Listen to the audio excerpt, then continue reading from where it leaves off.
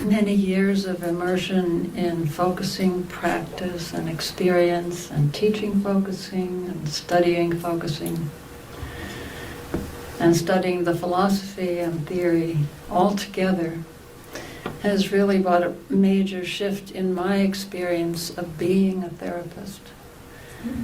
And thinking about this, what I would say today, I thought in my family, as the first child, I was a listener.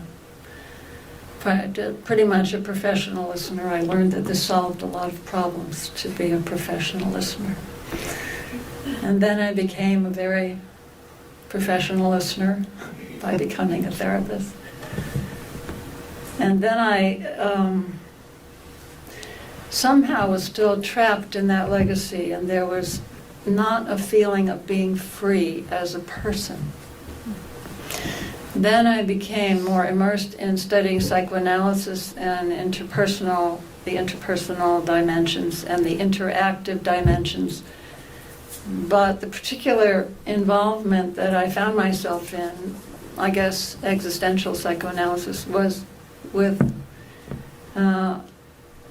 someone poetic, responsive, wonderful. However, it veered to the opposite extreme of too penetrating, at times pathologizing and interaction.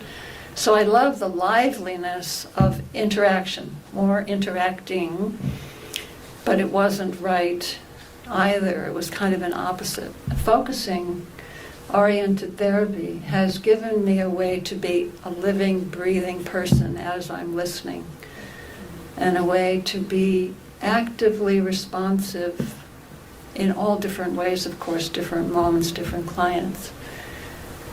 Whether I'm being silent or actively speaking, to feel I'm a person there with another person.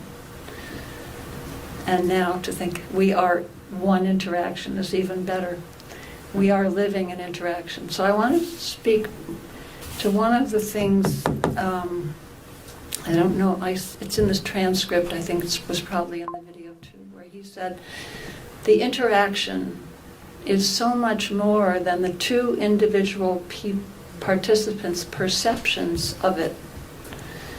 And this is an important philosophical point. He has a philosophy paper called The Primacy of the Body, Not the Primacy of Perception, which is an answer to Merleau-Ponty's The Primacy of Perception, which is beautiful. However, Jean carries philosophy forward by speaking about the knowing that we have that's beyond what we know through hearing and seeing and smelling and tasting, the five senses.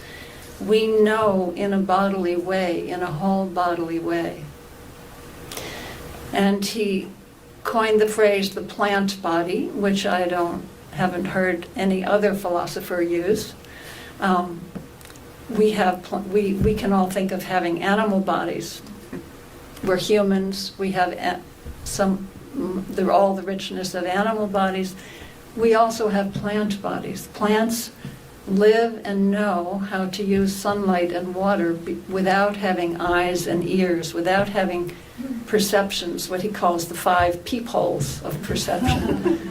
They're not gathering information in through perception. They know with their whole bodies how to use sunlight and water. So this is one example of a way in which Jean's philosophy has nurtured me in a very deep, conceptual way in the intimacy of interaction in a therapy session. I really have come to trust so deeply in this knowing beyond what I can think, and trusting the sensing, that was so beautifully expressed in these case examples, the capacity to sense in this deep way. And in one moment there in the DVD, when Jean was talking about even when he's doing focusing alone, what gets him out of a self-deprecatory attitude is pausing and waiting for something fresh to come. And learning, practicing that slowing down, that pausing, waiting for something fresh to come. It's just so beautiful, it's so relaxing to trust that deeply. And then this pausing gets built into therapy, the pausing for what's not yet known. And I have a client now who always inquires into, well, what are you thinking about what I just said? What do you feel about what I just said? Do you have anything like that going on with you? Have you ever had that? So I've had years of preparation now to be able, years of building up to this kind of person who wants this intense back and forth in the moment. And I can say, well, something just came. This is what came as I listened to you. And just see if this resonates. That's a question I can ask. I'll say it, but I would like you to just see if it's useful to you or if it resonates. And she'll say, yes, oh God, what a relief. Or, well, let me, there's a pausing, that way in which any phenomenon opens out into what he calls the implicit intricacy, because we need complex terms to make people ask, what is that?